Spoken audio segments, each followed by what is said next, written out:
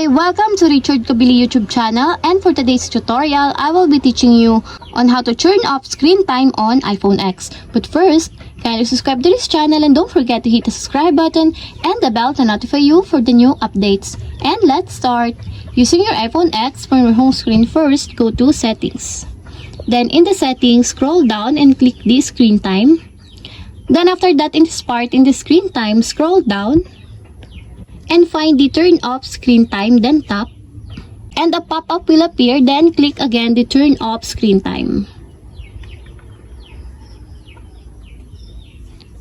And that's it. We have successfully turned off screen time on iPhone X. If you have a question, kindly comment down below and don't forget to hit the subscribe button and the bell to notify you for the new updates. And thank you for watching!